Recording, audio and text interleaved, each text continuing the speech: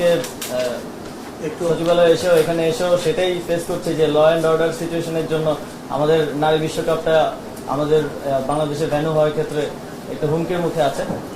তো এই বিষয়ে আমরা আজকে কিছু আলোচনা করেছি বিসিবির সাথে এবং আজকে মন্ত্রণালয়ে এসে সবার সাথে আলোচনা করে আমার ভালো লেগেছে এবং আমার মনে হয় আমরা একসাথে ভালোভাবে কাজ করতে পারবো। তো আমরা তিনটি সিদ্ধান্ত কিংবা প্রসেস যদি বলি তিনটি বিষয়ের উপরে তৈরি করেছি।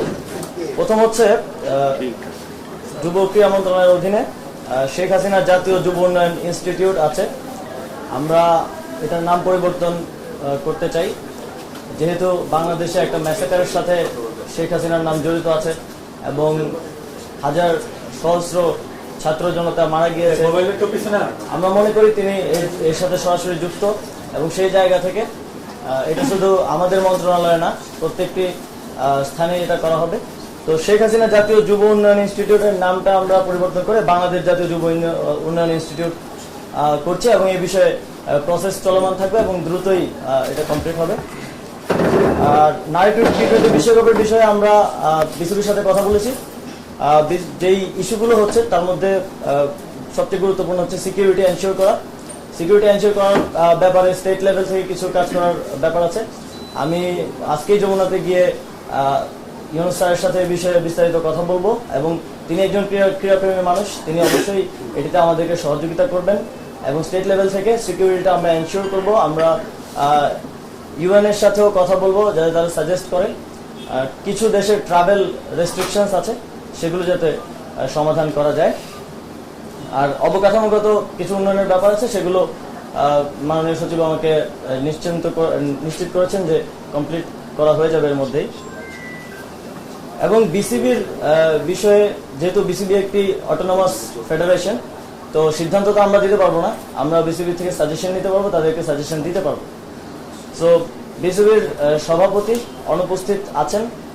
অবশ্যই একটা ফেডারেশনকে ওয়ার্ক করতে হইলে তার সবগুলো অর্গান ঠিকভাবে ভালোভাবে কাজ করতে হয়। সভাপতির মতো গুরুত্বপূর্ণ দায়িত্বে যিনি আছেন তিনি অনুপস্থিত আছেন, কিন্তু বিসিবি যেহেতু একটা অটোনমাস ফেডারেশন আইসিসির অধীনে, এই বিষয়ে আমরা সিদ্ধান্ত নিতে পারবো না। আমরা সাজেস্ট করেছি যারা বিসিবির ডাইরেক্টরস আছেন তারা এই বিষয়ে লিগেলি কিভাবে আইসিসির লিগেল ফ্রেমওয়ার্কের মধ্য থেকে কিভাবে এই বিষয়টি সমাধান করা যায় এবং অন্তর্বর্তীকালীন সময়ের জন্য কাউকে নিয়োগ করা যায় কিনা সে বিষয়ে তারা আমাদেরকে পরবর্তীতে রিপোর্ট করবেন এবং এ বিষয়ে আমরা প্রসিজারটা চালু রাখবো।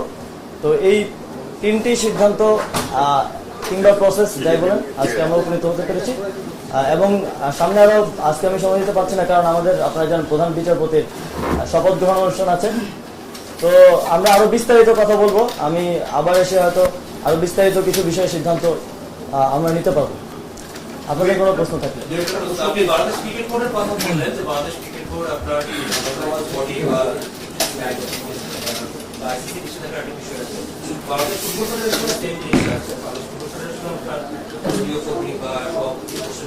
অন্যান্য ক্রীড়া ফেডারেশনও কিন্তু আপনার দলীয় নেতা কর্মী বা অনেকেই ভালো ভালো বড় বড় পোস্টে আছে। ওইসব ফেডারেশন বা ক্রীড়া সংস্থার প্রতি কিন্তু আপনার এই ধরনের কোনো নিষেধাজ্ঞার কোনো বিষয় নেই, সেগুলোর ব্যাপারে কি ধরনের পদক্ষেপ নেওয়া যেতে পারে? আসলে আজকে সময় স্বল্পতার কারণে এবং নারী টি-20 বিশ্বকাপের কারণে বিসিবির সাথে আমরা আলোচনা করার সময় বা সুযোগ পেয়েছি। বাকি ফেডারেশনগুলোর সাথে আমরা পর্যায়ক্রমে আলোচনার ভিত্তিতে এই বিষয়গুলোতে তাদেরকে সাজেশন দেওয়া থাকলে সাজেশন দেবো এবং অবশ্যই লিগেল ফ্রেমওয়ার্কের ভিত্তিতে কাজগুলো করতে হবে। যেহেতু অটোনমাস প্রত্যেকটা বডি আমাদেরকে প্রসেস ফলো করতে হবে। যে কোনো পরিবর্তনের ক্ষেত্রে পরিবর্তন আমরা অবশ্যই করার জন্য তাদেরকে সাজেস্ট করবো, কিন্তু প্রসেসটা ফলো করাটা জরুরি। যতটুকু জানি আপনি ক্রীড়া প্রেমী একজন মানুষ, শুনেছি আপনি স্পোর্টস সম্পর্কে ভালো খোঁজ খবর রাখেন। জানতে চাই যে বাংলাদেশের স্পোর্টসে যেহেতু আপনি একটা দায়িত্বে আছেন, স্পোর্টসের বাজেট কিরকম, কোন কোন জাতি সেটার ব্যাপারে কি কোনো ধারণা আগে ছিল কিনা বা এখন পেয়েছেন? আসলে স্যার আজকে আসছেন, আমরা কার্যক্রম সম্পর্কে বলেছি, স্যারকে বাজেট সম্পর্কে আমরা বিস্তারিত ধারণা দিব। আপনাদের অবগতির জন্য জানাচ্ছি গত অর্থ বছরে আমাদের 1309 কোটি টাকা বাজেট ছিল, এবার সব যুব এবং ক্রীড়া মিলে 2111 কোটি টাকা 2211 কোটি টাকা আছে। তার মধ্যে আসলে গত বছরের যে বৃদ্ধি, এই বৃদ্ধিটা আপনারা অনেক মিডিয়ায় বলেছেন যে ক্রীড়া ক্ষেত্রে বেড়েছে, এটা বাড়েনি। 700 কোটি টাকা আসলে আমাদের যুবর একটা আর্ট প্রজেক্ট আছে ওয়ার্ল্ড ব্যাংকের, সেখানে 700 কোটি টাকা আসার পরে এটি বেড়েছে। এছাড়া যে নর্মাল বৃদ্ধি সেটা 10% নিচেই আছে।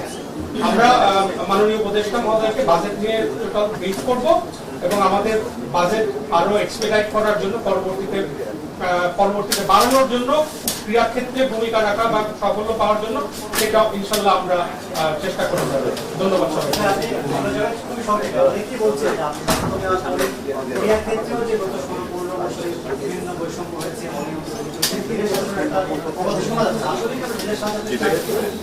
আমরা পুরো দেশকে ঢেলে সাজাতে চাই এবং সেটা আমরা আসলে ব্যক্তির জায়গা থেকে নয় যে একজন ব্যক্তিকে পরিবর্তন করে দিলে আমার হয়ে গেল। আমরা সিস্টেমটাকে ঢেলে সাজাতে চাই। আমরা এমন একটা সিস্টেম করে দিয়ে যেতে চাই এই অন্তর্বর্তীকালীন সরকারের অধীনে, যাতে করে যে ব্যক্তি আসুক সে ওই সিস্টেম ফলো করার মাধ্যমে এই যে দুর্নীতির কথা বলছেন কিংবা অনিয়মের কথা বলছেন সেগুলো যেন আর কখনোই ফিরে না আসতে পারে।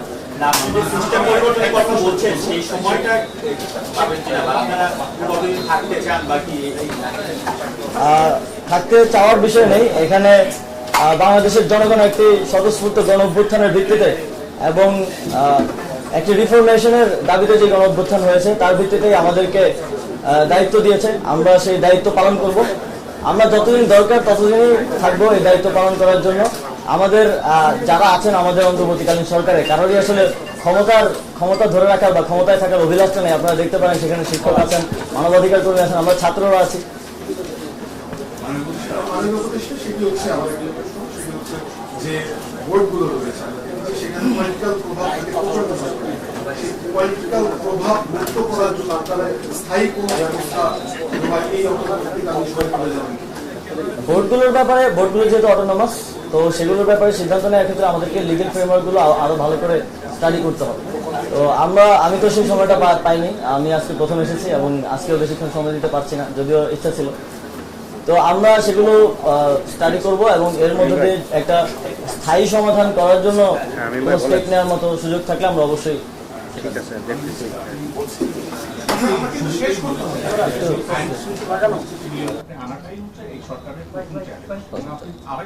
আরেকবার বলেছেন যে কোনো ব্যক্তি পরিবর্তন নয়, কিন্তু যদি তাই হয় তাহলে আমরা দেখতে পাচ্ছি যে সম্প্রতি ঢাকা শহরের বেশ কয়েকটি কলেজ এবং শিক্ষা প্রতিষ্ঠানের প্রিন্সিপালদের কাছ থেকে, হেডমাস্টারদের কাছ থেকে জোরপূর্বক রিজাইন লেটার লিখে নিয়ে নতুন বিকল্প আরেকজনকে বসানো হচ্ছে। আসলে এই কর্মকাণ্ডে আপনাদের সায় আছে কিনা? যদি না থাকে, আপনি বলেছেন যে আপনি চিফ অ্যাডভাইজারের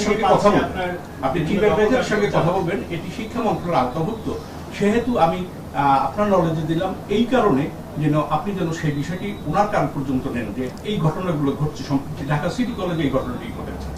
দেখুন, এই বিষয়গুলোতে যারা অপরাধী ছিলেন বিভিন্ন বিশ্ববিদ্যালয়ের কিংবা কলেজের দায়িত্বশীল যাদের দায় আছে অনেকগুলো ঘটনায় আন্দোলন চলমান সময়, তো সেই জন্য ক্ষোভের জায়গা থেকে অনেকে হয়তো করছেন, আবার অনেকে হয়তো কোনো স্বার্থের জায়গা থেকে হয়তো করছেন।